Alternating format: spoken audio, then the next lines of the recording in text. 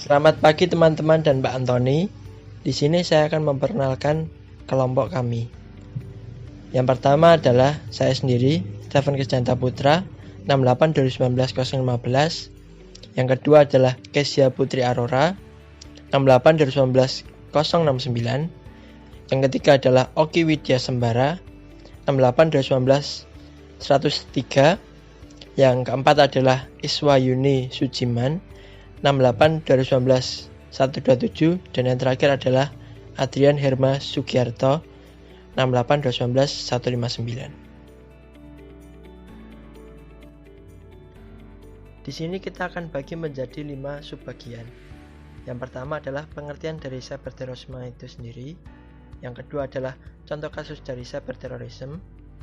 Yang ketiga adalah kode etik yang dilanggar oleh cyberterorisme. Yang keempat adalah cara menanggulangi dari cyberterorisme itu sendiri. Dan yang kelima adalah kesimpulannya.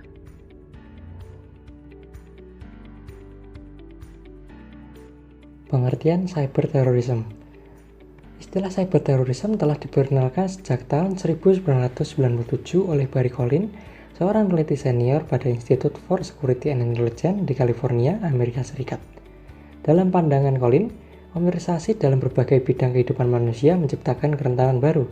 Kerentanan itu dapat dieksploitasi untuk aksi terorisme, baik melalui perusakan, pengubahan, dan akuisisi dan retransmisi, yang tujuannya untuk menimbulkan kekacauan dan teror.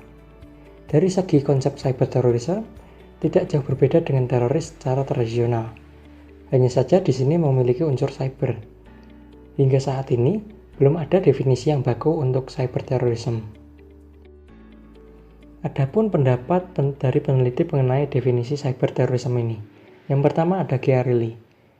Ia menyatakan bahwa cyberterorisme disebut sebagai penggunaan ancaman penggunaan secara sengaja tanpa otoritas yang diakui secara hukum, kekerasan, atau gangguan terhadap sistem cyber. Hasilnya berupa kematian atau cedera dari seseorang atau beberapa orang, gangguan sipil, atau kerugian ekonomi yang signifikan. Yang kedua ada CRS Report for Congress. Mereka menyatakan bahwa cyberterorisme sebagai penggunaan komputer sebagai senjata atau sebagai target oleh kelompok-kelompok internasional atau subnasional yang bermotif politik atau agen rahasia mengancam atau menimbulkan kekerasan dan ketakutan untuk memengaruhi masyarakat atau menyebabkan pemerintah untuk mengubah kebijakannya. Konsep kerangka cyberterorisme. Yang pertama ada target. Dalam melakukan tindakannya, mereka menggabungkan target tertentu dengan khalayak yang lebih luas. Dengan ini, sistem komputer dan masyarakat sipil merupakan target yang menarik bagi cyberteroris. Yang kedua ada motif. Motif dari cyberterorisme bersifat sosial, politik, dan keyakinan terhadap suatu paham atau ideologi. Dengan motif ini, cyberteroris dapat menyerang jaringan informasi suatu negara demi kepentingan mereka. Yang ketiga ada metode penyerangan. Metode penyerangan cyberterorisme menggunakan operasi jaringan komputer.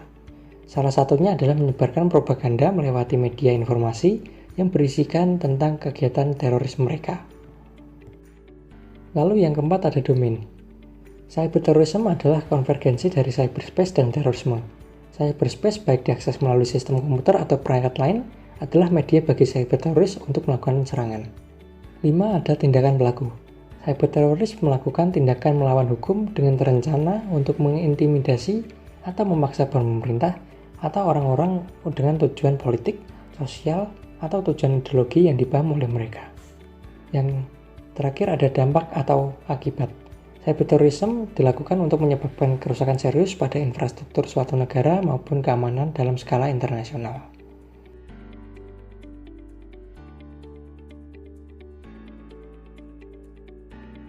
Di sini saya akan menjelaskan tentang contoh-contoh kasus cyberterorisme.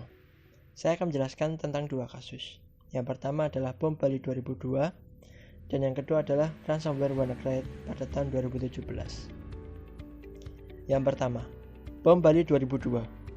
Disebut juga bom Bali 1. Pengoboman yang terjadi pada malam hari tanggal 12 Oktober 2002. Dua ledakan pertama terjadi di Padiskap dan Sari Club di Jalan Legian Kota Bali.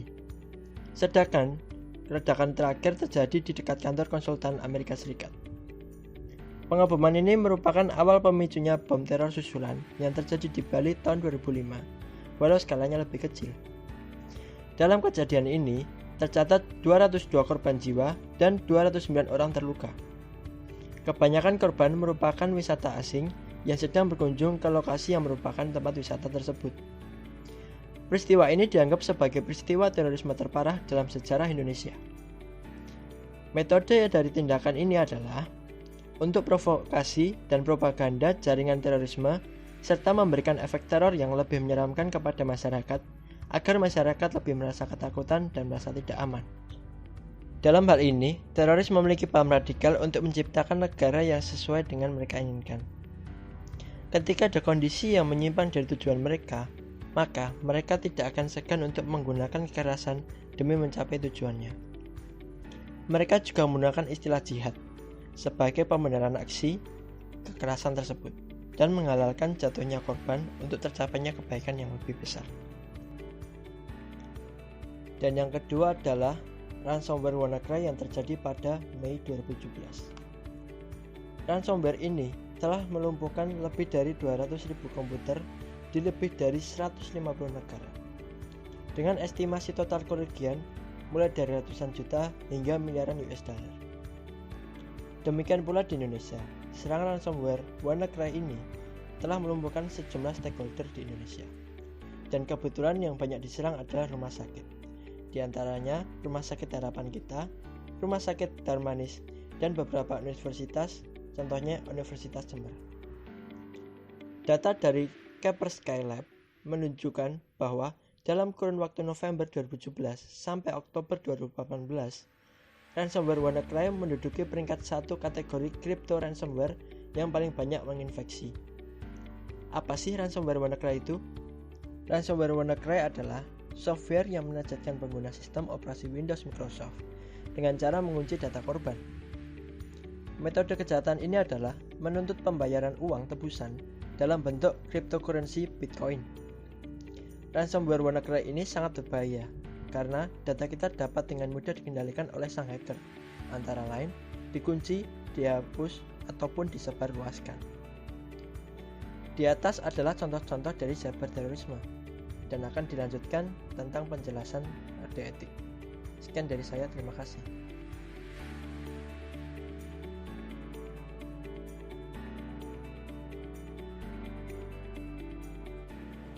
Yang berikutnya ada kode etik yang dilanggar. Dalam cyberterorisme ini, kami menuliskan ada 4 kode etik yang dilanggar oleh pelaku. Yang pertama, ada menjaga kerahasiaan data atau informasi sebuah instansi atau negara. Data atau informasi sebuah instansi sangatlah penting untuk instansi mereka. Namun ada saja beberapa orang yang tidak senang dan ingin mengambil keuntungan dari data tersebut, hingga akhirnya mereka membobol atau merusak sistem tersebut untuk memperoleh data yang mereka inginkan.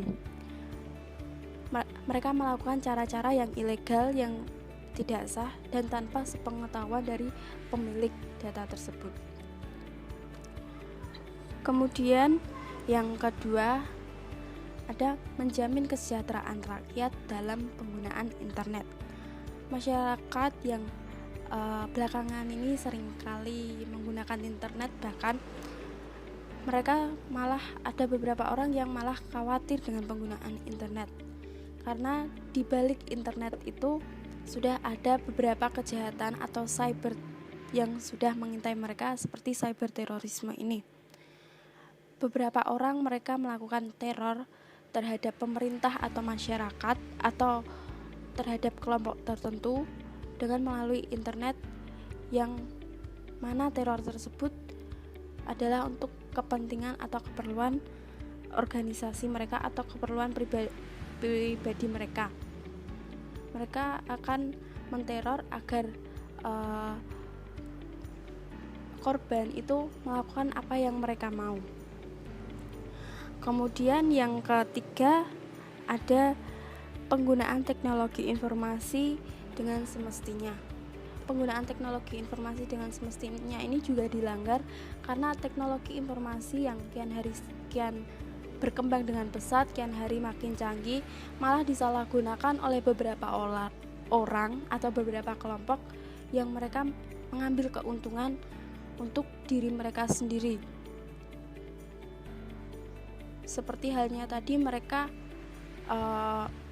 malah membobol, kemudian mereka juga melakukan teror dengan teknologi yang sudah ada, seperti itu.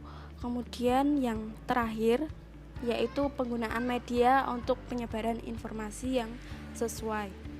Media yang kian hari juga kian canggih, yang seharusnya digunakan orang untuk menyebarkan informasi yang sesuai malah digunakan oleh beberapa orang atau beberapa kelompok yang mana mereka menyebarkan informasi-informasi yang tidak seharusnya mereka sebarkan. Contohnya seperti ketika ada orang tidak suka dengan sebuah hal, mereka akan menyebarkan berita hoax atau berita yang tidak benar dalam media online.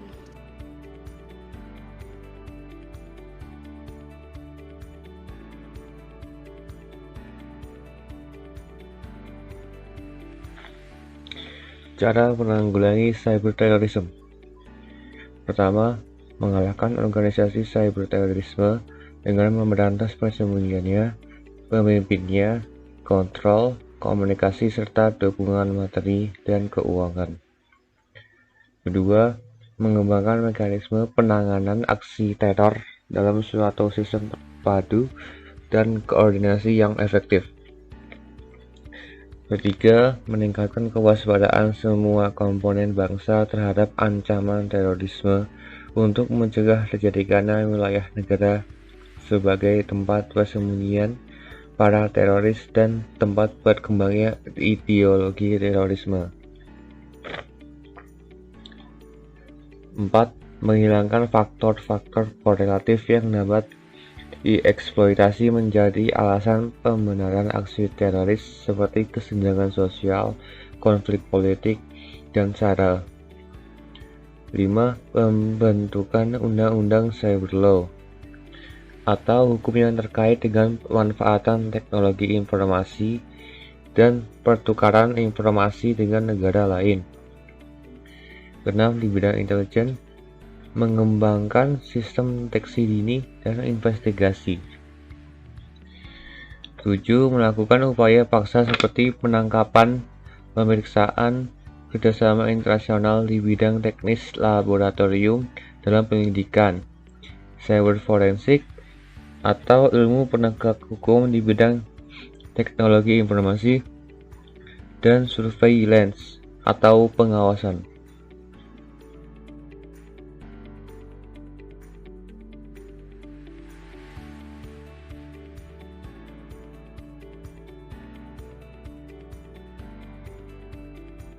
Kesimpulannya, cyber terorisme adalah penggunaan internet untuk melakukan tindakan kekerasan yang mengakibatkan atau mengancam hilangnya nyawa atau cedera tubuh yang untuk mencapai keuntungan politik atau ideologis melalui ancaman atau intimidasi.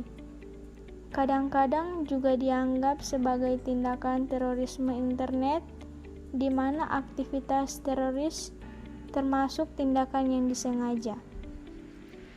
Gangguan jaringan komputer dalam skala besar, terutama komputer pribadi yang terhubung ke internet dengan alat seperti virus komputer, ROM komputer, dan metode perangkat lunak dan perangkat keras berbahaya lainnya, serta skrip pemrograman. Cyber terorisme adalah istilah konvensional.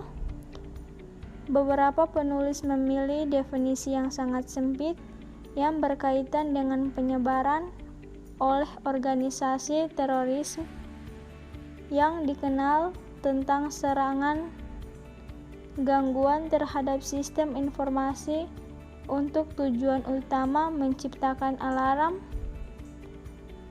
atau gangguan fisik. Perkembangan teknologi informasi dan komunikasi serta perkembangan peradaban yang semakin maju pesat membuat munculnya kejahatan baru yang menggunakan teknologi sebagai alat untuk melakukan kejahatannya sehingga tujuan yang diinginkan tercapai.